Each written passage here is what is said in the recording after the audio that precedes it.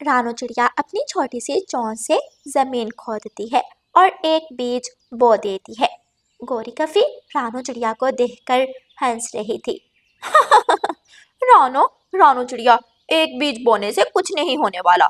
जंगल में सूखा चल रहा है, सब खत्म हो गया है, ना अनाज है ना फल। गोरी, आज मैंने एक बीज बोया है, कल इसी बीज से अनाज उगेगा और इस एक बीज से उगने वाला अनाज पूरा एक मोहल्ला खा सकता है। आप सब मेरी मदद करो, हम सब जंगल में नए बीज बोएंगे, नए पेड़, नए पौधे उगाएंगे, तो हमारे जंगल में कभी भी भोजन की कमी नहीं होगी। लेकिन रानू चिड़िया नहीं जानती थी कि दूसरे पक्षियों ने तो वो जंगल छोड़ने की पूरी तैयारी कर ली है। सभी पक्षी अपना अपना सामान लिए बड़े पेड़ के नीचे बैठे थे। गोरी कौवी और कालू कौवा भी वहां पहुंच जाते हैं। मैं तुम सबको ऐसे जंगल में लेकर जाऊंगी जहां अनाज ही अनाज होगा, फल ही फल, जी भर कर खाना, वो अनाज कभी खत्म नहीं होगा। तभी रानू चिड़िया भी वहां पहुंच जाती है। मेरे दोस्तों, ये जंगल छोड़कर मत जाना, ये जंगल आपका अपना है। अगर आज नहीं तो कल इस जंगल में अनाज जरूर उगेगा। मैं नए बीज बो रही हूँ, आप सब मेरी मदद करें, हम सब मिलकर काम करेंगे और अपना भोजन खुद उगाएंगे। कौवा और कौवी हंसने लगते हैं। इस छोटी चिड़िया की बात पर कोई ध्यान मत दे, जाने का समय हो चुका है, चलो सब चले। तोता, जो बहुत समझदार था, कबूतर से कहता है, चिड़िया को बीज बोते मैंने देखा था, चिड़िया ने एक बीज बोया, और अगर हम सब एक एक बीज बोए तो हम अपने लिए और अपने आने वाली नस्लों के लिए अनाज उगा सकते हैं। अच्छा, तो तुम भी रानू चिड़िया के साथ मिल गए, तुम भूख से मरोगे और तुम्हारी आने वाली नस्लें अनाज खाएंगी, ये कोई अकल की बात नहीं है। मैं भी रानू चिड़िया के साथ हूँ, मैं भी रानू चिड़िया के साथ हूँ। फिर एक एक करके सभी पक्षी रानू चिड़िया का साथ देने का फैसला करते हैं। मैं अपने दोस्तों को कभी निराश नहीं करूंगी, मुझ पर विश्वास रखो। वो वक्त दूर नहीं जब हमारे जंगल में अनाज ही अनाज होगा। चलो गोरी, हम तो चले, अब कुछ दिनों बाद आएंगे, जब ये पक्षी भूख से मर रहे होंगे, हम इन्हें देखने जरूर आएंगे। कौवा और कौवी अपना बैग उठाते हैं और वो जंगल छोड़कर वहां से चले जाते हैं। चिड़िया अपने सभी पक्षियों को काम पर लगा देती है। कोई नए बीज बोने लगता है, कोई नदी से पानी लेने चला जाता है और कोई छोटे पौधों को डिब्बे से पानी देने लगता है। ऐसे ही कुछ दिन गुजर जाते हैं। सभी पक्षियों ने जो बीज बोए थे उनसे पौधे उग आते हैं। आज मैं बहुत खुश हूँ, आज हमारे सारे बीज उग के एक बारिश की दूरी है। अगर एक बारिश बरस जाए तो सब कुछ ठीक हो जाएगा। धूप बहुत तेज थी, सीधी धूप छोटे पौधों पर पड़ रही थी और सभी छोटे पौधे मुरझाए हुए थे।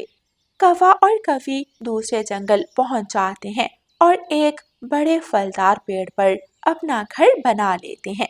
तभी माही चील वहां आ जाती है और कौवे और कौवी से कहती है, देखो कौवे, तुम विदेशी पक्षी हो, ये जंगल तुम्हारा नहीं है। बड़े पेड़ों पर घर बनाने का अधिकार इस जंगल के वासियों का है। हाँ, अगर तुम इस जंगल में रहना चाहते हो तो किसी सूखे पेड़ पर घोंसला बना सकते हो। लेकिन लेकिन माही चील, मैंने तो सुना था कि ये जंगल सबके लिए खुला है। मैंने तुम्हें यहाँ रहने से कब मना किया? हाँ, जो तुम्हारा हक है वो तुम्हें मिलेगा, इससे ज्यादा नहीं। फिर कौवा और कौवी एक सूखे पेड़ पर अपना घोंसला बना लेते हैं। सामने फलदार पेड़ थे। कौवा और कौवी उस पेड़ पर जाकर एक फल खा लेते हैं।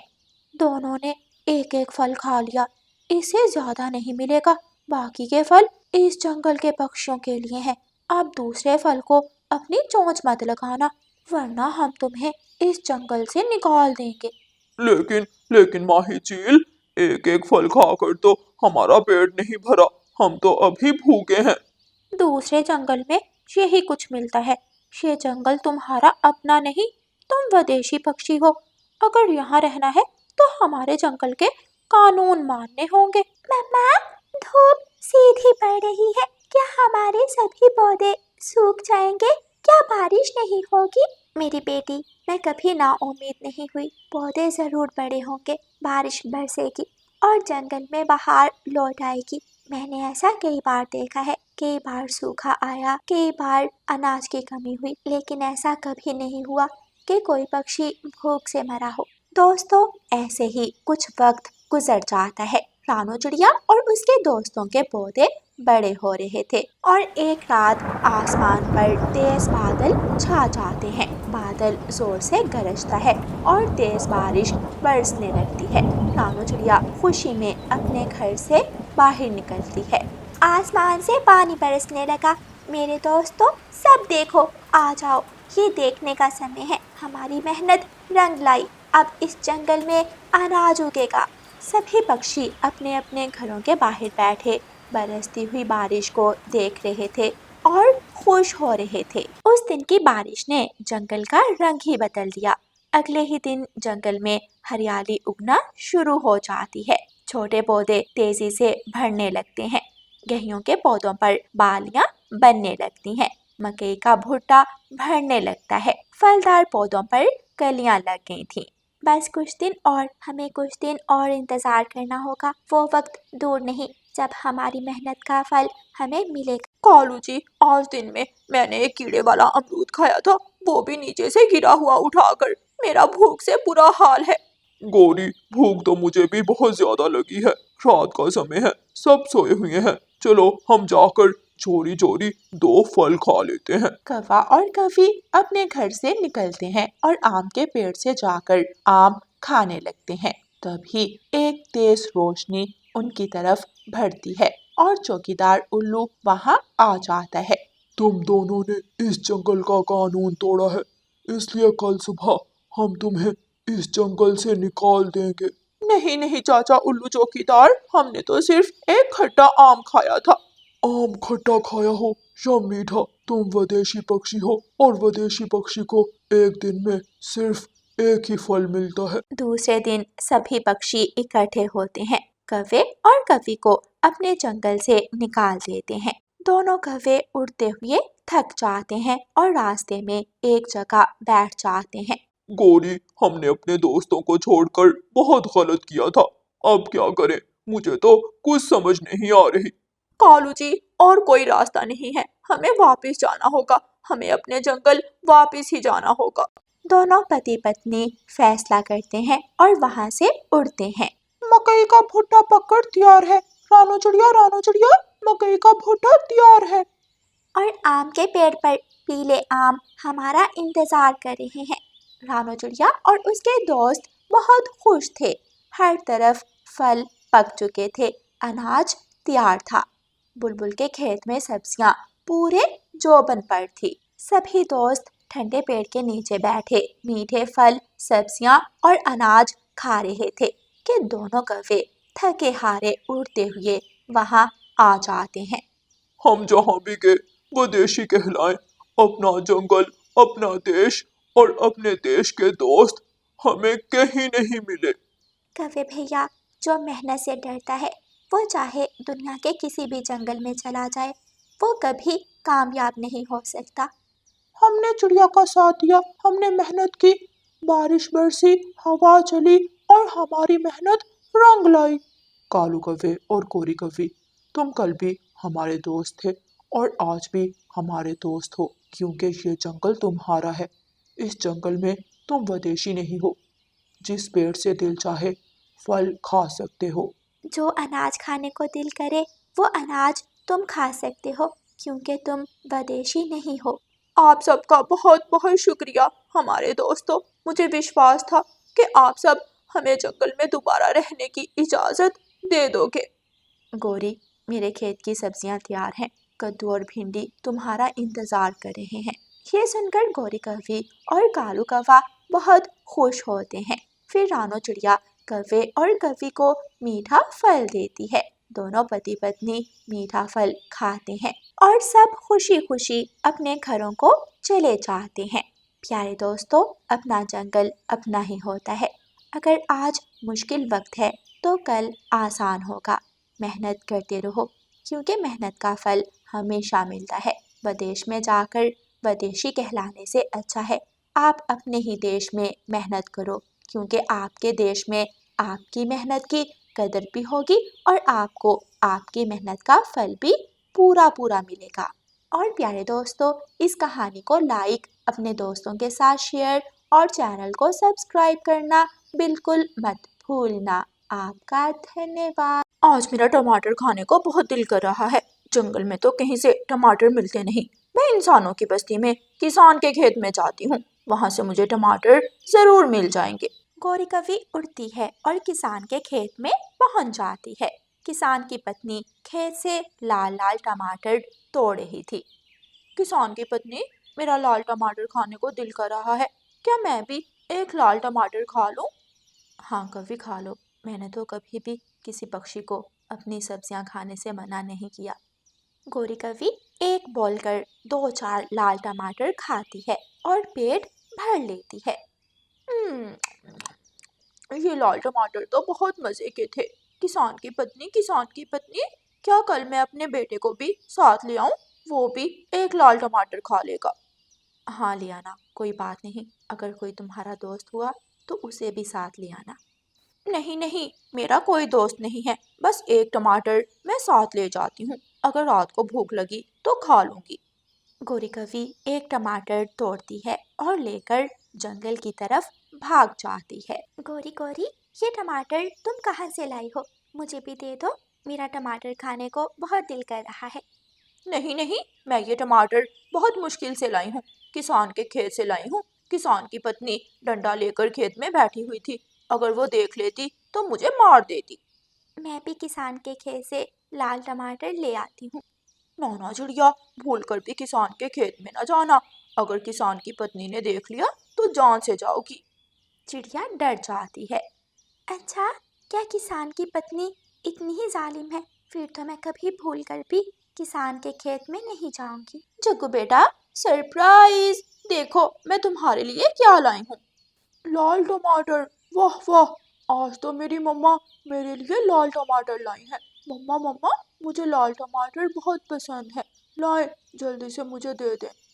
जग्गू अपनी मम्मा से लाल टमाटर लेकर खा लेता है। दूसरे दिन गौरी कवि अपने बेटे जग्गू कवि को साथ लेकर किसान के खेत में पहुंच जाती है। किसान की पत्नी लाल मिर्ची तोड़ रही थी। किसान की पत्नी, देखो मेरा बेटा भी आज मेरे साथ आया है। तुम्हारा बेटा तो बहुत सुंदर है, तुम्हारी तरह काला और चमकते हुए पंख हैं तुम्हारे बेटे के। क्या मैं और मेरा बेटा आपके खेत से लाल टमाटर खा लें? हाँ खा लो, जी भर के खा लो। गौरी कवि अपने बेटे जग्गू को साथ लेकर जाती है। आज गौरी कवि अपने साथ एक झोली भी लाई थी। गौरी कवि और जग्गू कवा दो चार टमाटर खाते हैं और फिर गौरी कवि जग्गू से कहती है, जग्गू जल्दी जल्दी से कुछ लाल टमाटर तोड़कर इस झोली में भर दो, हम घर जाकर खाएंगे। दोनों माँ बेटा कुछ टमाटर खाते हैं और कुछ टमाटर अपनी झोली में भरकर वहां से चले जाते। जब पक्षियों को पता चलता है कि गौरी कवि के घर लाल टमाटर हैं, तो पक्षी लाल टमाटर खाने गौरी कवि के घर पहुंच जाते हैं। गौरी गौरी, एक टमाटर मुझे दे दो, मैंने भी एक दिन तुम्हें दाना दिया था। चल भाग यहाँ से, बड़ी चोंच वाला, अपनी चोंच देखी है कितनी बुरी लगती है। गौरी बहन, प्लीज प्लीज मुझे एक लाल टमाटर दे दो। नहीं दूंगी, चल भाग जा यहाँ से। तोता निराश होकर वहां से चला जाता है। कबूतर आता है तो गौरी कवि कबूतर को भी खरी खरी सुना देती है।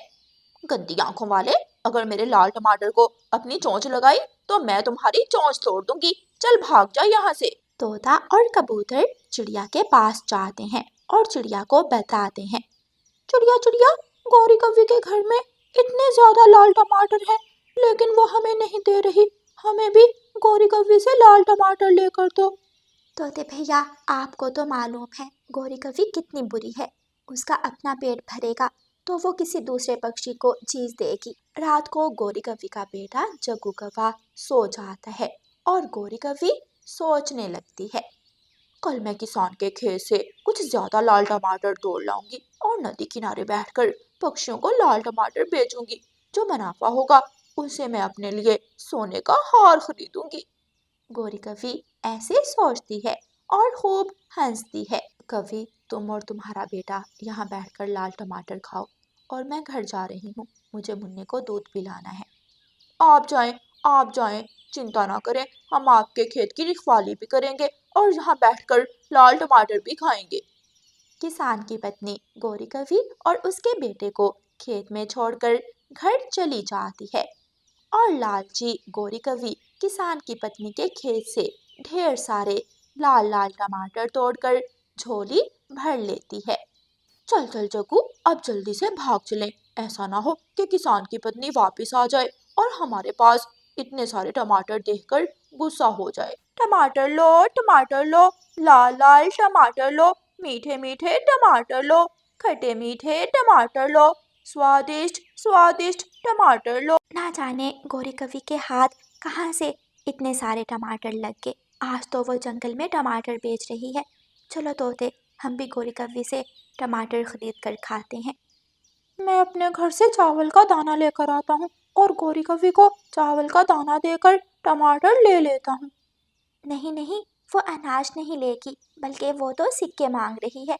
मेरे पास 2 सिक्के हैं, मैं एक लाल टमाटर तुम्हें भी ले दूंगी। रानू चिड़िया तोते को साथ लेकर गौरी कवि के पास जाती है और गौरी कवि से कहती है, गौरी बहन, ये लो 2 सिक्के और हमें 2 लाल टमाटर दे दो। चिड़िया और तोते, छोड़ो सूखा दाना, तुम हर रोज मुझसे लाल टमाटर खरीद कर खा लिया करो। ज्यादा महंगे नहीं, मैं एक सिक्के के बदले एक टमाटर दे दिया करूंगी। चिड़िया और तोता गौरी कवि से लाल टमाटर लेकर खाने लगते हैं और कबूतर भी वहाँ आ जाता है। मेरा भी लाल टमाटर खाने को दिल कर रहा है। गोरी गोरी, ये लो एक सिक्का और मुझे भी लाल टमाटर दे दो। गौरी कवि, क्या तुम्हें किसान की पत्नी अपने खेत से लाल टमाटर तोड़ने से मना नहीं करती? नहीं नहीं, वो तो मेरी सहेली बन गई है, लेकिन तुम में से अगर कोई किसान के खेत में गया तो वो तुम्हें छोड़ेगी नहीं, भूल कर भी वहां मत जाना। रानू चिड़िया जानती थी कि किसान की पत्नी इतनी बुरी नहीं हो सकती, इसलिए दूसरे दिन रानू चिड़िया किसान के खेत में जाती है। किसान की पत्नी आज कद्दू की सब्जी तोड़ रही थी। माँ जी, आप गौरी कवि को हर रोज लाल टमाटर देती हो, हमें भी आज लाल टमाटर दे दे। मैंने तो कभी किसी पक्षी को लाल टमाटर खाने से मना नहीं किया। चिड़िया, जी भर के लाल टमाटर खाओ और अपने दोस्तों के लिए भी ले जाओ। लेकिन गौरी कवि तो कहती थी कि आप बहुत बुरी हो और जालिम हो, आप खेत से सब्जियां तोड़ने वाले पक्षियों को मारती हो। अच्छा, इसका मतलब वो कवि झूठी है। मैंने तो समझा वो सच्ची और अच्छी कवि होगी। माँ जी, क्या आपको मालूम है वो आपके खेत से टमाटर तोड़कर जंगल में जाकर नदी किनारे बैठ जाती है और पक्षियों को लाल टमाटर बेचती है।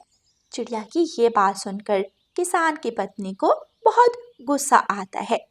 कहाँ है चिड़िया, मुझे जल्दी से वहां लेकर जाओ, मैं देखती हूँ उस काली कवि को, उसने मुझे धोखा दिया। रानू चिड़िया किसान की पत्नी को साथ लेकर जंगल की तरफ उड़ती है। रानू चिड़िया आगे आगे और किसान की पत्नी पीछे पीछे, दोनों नदी किनारे पहुंच जाती हैं। लाल टमाटर, खट्टे मीठे लाल टमाटर, मीठे मीठे लाल टमाटर, एक सिक्के में एक टमाटर। किसान की पत्नी के पास एक लंबी छड़ी थी। वो पीछे से जाती है और जोर से एक छड़ी गौरी कवि की पूंछ पर मारती है और गौरी कवि दूर जाकर गिरती है। बेशर्म कवि, तूने मुझे धोखा दिया। लालची कवि, मेरे खेत से टमाटर लाकर यहाँ पक्षियों को बेच रही हो, मैं तुम्हें छोड़ूंगी नहीं। किसान की पत्नी एक छड़ी और लगाती है और गौरी कवि जल्दी से उठकर पेड़ के ऊपर बैठ जाती है। सॉरी सॉरी किसान की पत्नी, मुझे माफ कर दो, मुझसे गलती हो गई। आज के बाद अगर तू मेरे खेत में गई तो मैं तुम्हारी टांगे तोड़ दूंगी। और चिड़िया, तुम अपने दोस्तों को साथ लेकर हर रोज मेरे खेत में आ जाया करो और जी भरकर अनाज और सब्जियां खा लिया करो। फिर किसान की पत्नी वापस चली जाती है और गौरी कवि अपने किए पर पछताने लगती है। ऐसे गौरी कवि को अपने लालच की वजह से सबके सामने बेइज्जत होना पड़ता है। प्यारे दोस्तों, इस कहानी को लाइक, अपने दोस्तों के साथ शेयर और चैनल को सब्सक्राइब करना बिल्कुल मत भूलना। आपका धन्यवाद।